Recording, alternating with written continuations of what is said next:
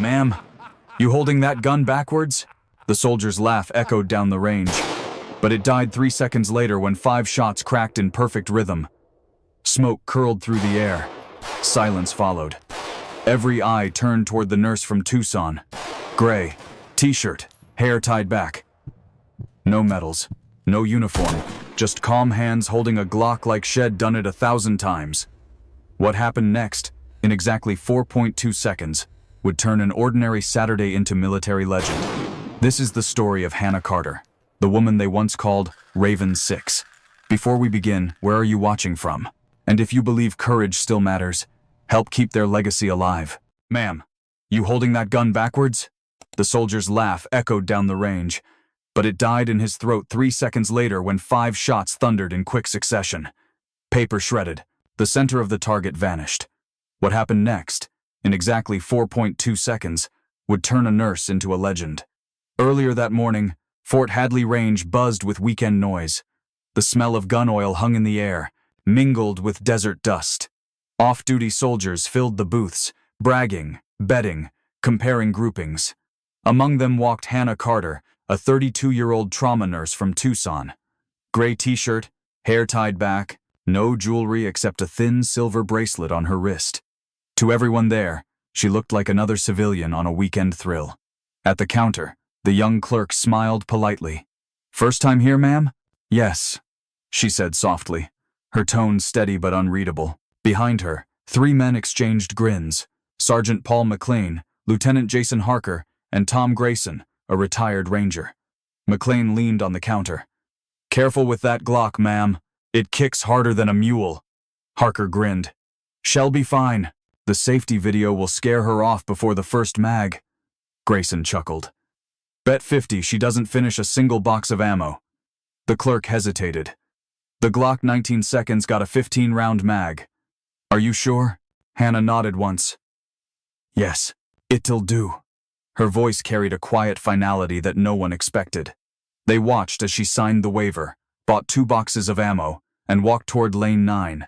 McLean whispered, $100 says she drops it after the first shot." Harker smirked, "Make it 2. And Grayson's buying drinks tonight." They laughed, confident. It was a small, ordinary cruelty, the kind born from boredom and bravado. None of them knew they were betting against a ghost. Inside, the line hummed with rhythm, slides racking, casings hitting concrete, bursts of gunfire in uneven tempo. Hannah set down her bag between McLean's and Harker's lanes. They nodded, still grinning. She opened the case, checked the weapon with quiet precision. Chamber clear, slide locked, magazine inspected. Her movements were unhurried, too practiced for a first-timer. Harker elbowed McLean. "Look at her grip. Not bad for YouTube training." McLean leaned closer, then frowned. A faint scar ran along her trigger finger, the kind from years of recoil burn. He muttered, "That's not from knitting." Grayson glanced over. "No civilian holds a weapon like that." Range officer Sergeant Collins called out, "Range hot. 10-yard targets. Fire when ready." McLean raised his pistol first, confident, dropping rounds into the center mass. Harker followed with quick bursts. Then Hannah lifted her Glock. The motion was fluid, economical, shoulders low, elbows tucked, stance balanced. No hesitation. She took a slow breath, then fired. The first shot cracked. The second followed before anyone could blink. Then 3 more, all perfectly timed, spaced like metronome clicks. When the smoke cleared, the center of her target was gone. The paper hung in tatters. A single ragged hole marked where 5 bullets had passed through the same point. The laughter stopped. Collins blinked, leaning toward the scope. 10 ring. Every shot, same hole. McLean lowered his gun, staring. "That's not possible." Harker's voice trembled.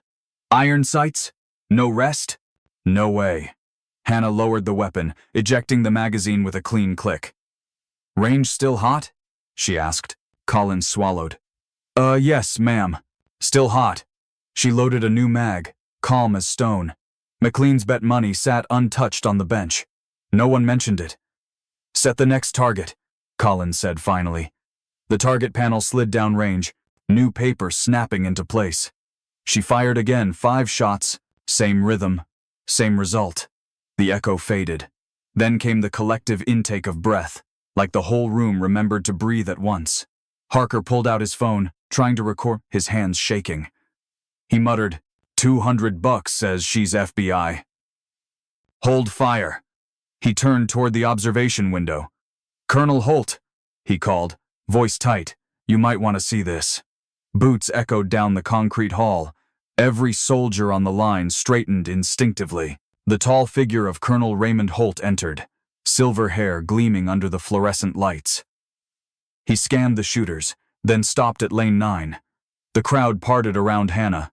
Holt's eyes locked on her target, 5 perfect holes, 1 circle. He stepped closer. Who's the shooter? Collins pointed. Civilian nurse, sir. Name's Hannah Carter. Holt froze for half a beat. His expression flickered. Recognition, disbelief, something deeper. Then, quietly, he said, let's see what else she remembers. Colonel Raymond Holt stopped beside lane 9, eyes narrowing at the shredded target. Had seen elite marksmen miss that kind of precision by half an inch. This was something else entirely. Who trained you, Miss Carter? He asked, voice calm but sharp. Hannah looked up. No one recently, sir. It wasn't a lie, but it wasn't the truth either. The men around her shifted uneasily. McLean muttered. Nobody shoots like that first try, Harker added, unless it's not their first try. Holt studied her stance, the squared shoulders, the relaxed grip, the rhythm of her breathing. Every movement screamed discipline, not luck. He stepped closer to Collins. Move her to 25 yards. The officer hesitated. With that Glock? That's not exactly. Do it, Holt ordered quietly. Let's see what happens. The command rippled through the room. Paper rolled, the new target sliding farther down range. The mood shifted, less mockery now, more curiosity tinged with unease. Hannah reloaded her magazine. Her hands moved steady, smooth, and methodical. She didn't even glance at the men still whispering behind her. McLean leaned toward Harker. 200 says she can't do it twice. Harker grinned weakly. You already owe me 200. Grayson didn't laugh this time. Double it. If she nails this, we buy her dinner for life. Range hot, Collins announced. 25 yards. The sound of the fans faded into background hum. Hannah raised her Glock again. The first shot tore through the center, clean, decisive. The second followed instantly, punching the same hole. By the 5th, the air itself seemed to stop moving. Collins whispered into his scope. One cluster, perfectly centered. McLean exhaled. That's not human. No one laughed. No one spoke. Then, something caught Harker's attention. A faint glint on Hannah's wrist, silver against the dull gray of her sleeve. Nice bracelet, he said casually. Those numbers mean anything? Hannah froze for a fraction of a second. She tugged her sleeve down. Just coordinates, she said. Holt's eyes flicked to the metal band engraved, worn smooth with time. He knew those numbers. 33.9 degrees north. 67.8 degrees east. His stomach tightened. Kandahar Ridge. Had seen that coordinate before on a report. 12 years ago. An ambush. 2 snipers lost. 12 soldiers saved. A mysterious shooter never named. Holt's expression shifted, barely perceptible. He said nothing, only murmured, set the long-range board, 300 yards. Collins blinked. Sir, that's rifle range. Exactly. Holt's tone left no room for discussion. The soldiers murmured, trading confused glances. Nobody shoots a pistol at that distance. Nobody sane, anyway, Hannah said quietly. He'll need a rest. Holt gestured to the weapon rack. Use the Remington. Her eyes flicked to him, surprised. That's a sniper rifle. I'm aware, Holt replied. McLean whistled under his breath. What's happening right now? Grayson muttered. We're about to find out who she really is. The crowd pressed closer behind the firing line. Hannah stepped over to the bench, inspecting the rifle. Her fingers traced the scope mount, the bolt, the trigger weight. Every motion was effortless, practiced, intimate. Holt watched in silence, the truth creeping closer with every second. She chambered around, eyes calm, breath steady, not excitement focus. the kind of focus only forged in war. Collins cleared his throat. 300 yards, one target. The line went still. Only the faint hum of air vents filled the gap. Hannah lay prone, cheek against the stock. Then, a sharp noise cracked outside the backfire of a car in the parking lot. Her muscles tensed instantly. For a flash, she wasn't in Arizona anymore. She was back on that ridge. Wind screaming through the canyon. Radio static filling her ears. Someone yelling for extraction. "Carter?" Holt's voice cut through the haze. Her breathing slowed. The range returned. She blinked once, steadying herself. "I'm good, sir." He nodded once, understanding more than the others ever could. "Take your time," he said softly. But her finger was already on the trigger. She read the wind through the faint movement of dust in the air. Adjusted half a mil, then fired. The rifle roared, echoing off the walls like thunder. Collins gasped, eye pressed to the scope. "Center hit," he said. 300 yards. Perfect shot. Holt didn't react, he just stared, memory flickering behind his eyes. Had seen that precision once before. Long ago. Under fire. And the coordinates on her bracelet had marked that same ridge. He whispered to himself, barely audible, "It can't be." But it was. As Hannah rose, sliding the bolt back to eject the casing, Holt caught it mid-air. He turned it over in his palm, lost in thought. The serial code on the brass read the same manufacturer as the rounds used by Falcon Company. He looked at her not as a stranger anymore, but as a ghost returned to life. "Carter," he said quietly. Her eyes met his, calm, knowing. "Who are you, really?" She gave a faint, tired smile. "Someone who used to shoot for a living." And that was the moment Holt realized exactly what kind of legend stood before him. The shell casing still glimmered in Holt's hand.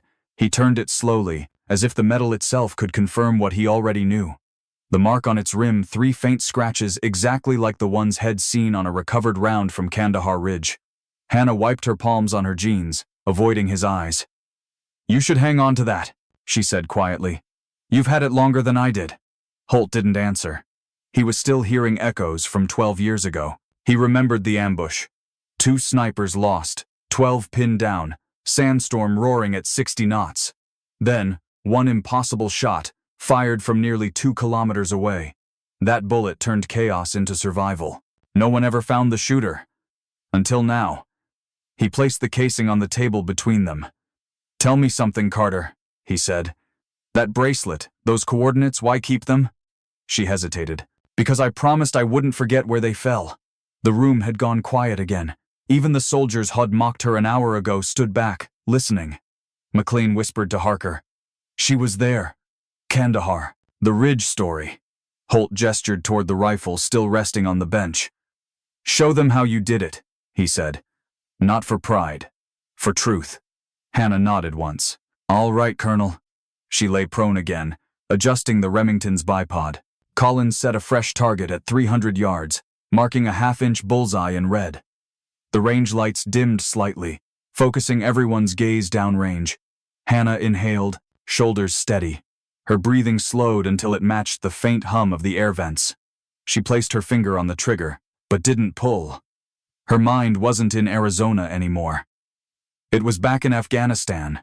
Red sand, broken comms, and the metallic taste of dust. She remembered calling for air support, hearing only static in reply. Holt's voice grounded her again. "You're not there now. You're home." She blinked, sight clearing, crosshairs locking in. "Copy that," she murmured, almost reflexively. The first shot cracked. The recoil pressed into her shoulder like an old friend. Downrange, the target shuddered once center hit. She cycled the bolt, chambered another. Wind speed, stable. Second shot, same hole. By the third, the rifle barely kicked. It was muscle memory. Nothing more, nothing less. When the echo died, Collins whispered, 3 hits. Same tier. Dead center. Holt walked forward, studying the target through the scope himself. "She hasn't missed in 12 years, he said under his breath. McLean muttered, "No one shoots like that, not even special ops." "She was special ops," Holt replied quietly, then louder, for everyone to hear. "Falcon Company. Long-range reconnaissance. Codename Raven 6. The name froze the air. Every soldier on the line looked at her differently now, not as a nurse, but as something else entirely. Harker whispered, "The ghost of Kandahar? She's real." Hannah stood, lowering the rifle gently onto the bench. "I'm not a ghost," she said. "Just someone who made it back when others didn't." Her voice carried no pride, only weight. Holt approached, eyes steady. 47 confirmed? He asked. She nodded slowly. 47. 12 lives saved. 2 lost I couldn't reach. The colonel exhaled deeply. Had seen numbers like those written in after-action reports, cold, detached lines that never captured what they cost. "Why walk away?" he asked. Hannah looked at the target one last time. "Because every shot took something I couldn't get back. When the math stopped balancing, I stopped shooting." Grayson stepped forward carefully. "And now? Now I fix what bullets break," she said. "Different battlefield. Same hands." Her words hit harder than the gunfire. Collins lifted the target sheet, shaking his head. "In 15 years, I've never logged a tighter grouping." Holt glanced at him. "Don't file it under her name. File it under respect." McLean stepped closer, his earlier arrogance gone. "Ma'am, I owe you a drink. And an apology." Hannah smiled faintly. "I'll take the apology. Keep the drink." Holt picked up the casing again, pressing it into her palm. "Keep it," he said. "You earned it." She stared at it for a long moment, thumb tracing the old burn mark. "Colonel," she said quietly, "you ever regret taking a shot?" He paused, gaze far away. "Only the ones I didn't have to." Their eyes met a soldier and a healer, both haunted by precision. Then she tucked the casing into her pocket and turned toward the door. The soldiers parted to let her pass, silent, reverent. Behind her, the faint echo of her shots still rang inside their heads. Holt watched her go, whispering to himself, "The deadliest soldiers are the ones who've learned to stop fighting." He looked back at the target, one jagged hole where 3 had landed. It wasn't just accuracy. It was closure. The echo of the last rifle shot still lingered when Hannah stepped away from the bench. The air inside the range had changed. No laughter, no bets, no noise. Every man there stood in silent respect, unsure what to say to the woman who had just shattered their idea of what a civilian could be. Colonel Holt followed her, holding the target sheet. 3 holes merged into one. It looked less like a target and more like a single decision carved into paper. He laid it gently on the table beside her. "That's the cleanest group I've seen since Falcon Company." Hannah didn't look up. "That chapter closed a long time ago, sir." Holt studied her face. "Some chapters close, others wait to be rewritten." The line hung in the air between them, heavy and unspoken. McLean approached carefully, head low. "Ma'am, about earlier." "I was an ass." Harker followed, holding his phone like a guilty kid. "I, might filmed that. People are already saying it's fake." Grayson smirked faintly. "Yeah, the internet thinks you're CGI." Hannah let out a quiet breath that could have been a laugh. "Let them think what they want," she said. "Truth doesn't need a spotlight." She gathered her things, ear protection, ammo box, gloves, and packed them away with deliberate calm. Near the door, Tom Grayson's 8-year-old son Danny had been watching the whole time, eyes wide. He stepped forward, clutching a pair of earmuffs almost too big for his head. "Miss, can you teach me to shoot like that someday?" The range went still again. Hannah knelt to meet his gaze. "You want to know the most important lesson?" Danny nodded. "Never pull the trigger unless you're ready to live with what happens after. Can you carry that weight?" The boy thought hard, then shook his head. She smiled gently. "Then you're already smarter than I was at your age." Holt watched the exchange quietly, the corner of his mouth tightening with pride. Collins walked over with the target sheet in a protective sleeve. "Would you sign it for the range record?" he asked. She hesitated for a second, then took the marker. Her handwriting was clean and small, for the ones who never came home. She handed it back, her eyes distant. Holt took the signed sheet and gave it a long look. "That belongs on the wall," he said. "Front and center." Hannah shook her head. "Hang it low, so people have to bow to read it." Outside, the desert sun was beginning to set. Through the range's glass doors, a gold haze rolled across the Arizona sand. Hannah paused at the threshold, the light painting her face in amber. Behind her, the men stood in silence. Grayson gave a respectful nod. McLean murmured, "Ma'am, thank you for everything." She didn't answer. She didn't need to. The quiet said it for her. Hours later, the range had emptied. Collins locked the record cabinet while Holt stood by the window, staring at the distant horizon. He still couldn't shake the feeling that the world had just crossed paths with something extraordinary. His phone buzzed. A notification video upload. Nurse obliterates target in 4.2 seconds. Harker's footage. It was already climbing past 1 million views. He sighed, half smile forming. So much for staying invisible. By morning, it would be on every military forum, every news feed, and none of them would know who she really was. That same night, Hannah sat alone in the staff break room at Tucson Trauma Center. She still wore her hospital scrubs, hands bandaged from a double shift.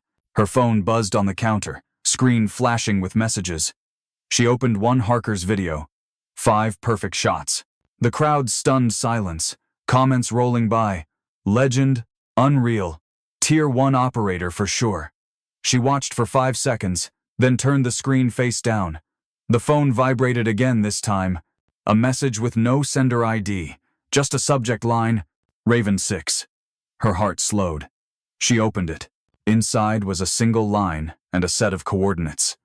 "We need you for one last mission." The fluorescent light flickered above her. Her fingers traced the edge of the message, unreadable expression settling across her face. Then she deleted it, stood, and grabbed her trauma kit. Before walking out, she paused at the door, whispering to no one, "I take that shot every night, Colonel. In my sleep." Back at Fort Hadley, Holt stood in the dim range alone. The signed target hung at eye level, softly lit by a single overhead lamp. He stared at the message, shed written, and said quietly, "She's not gone, just waiting for the right target." Outside, wind swept through the desert, carrying the fading sound of gunfire and the memory of a woman who chose mercy over glory. Somewhere far beyond the ridge, a legend stirred again. If you enjoyed the story, consider sending a super chat to help bring more stories like this. Now, click on the video on the screen to hear another story that's just as powerful and captivating, with courage, sacrifice, and a choice that will leave you questioning everything you thought you knew about duty and justice.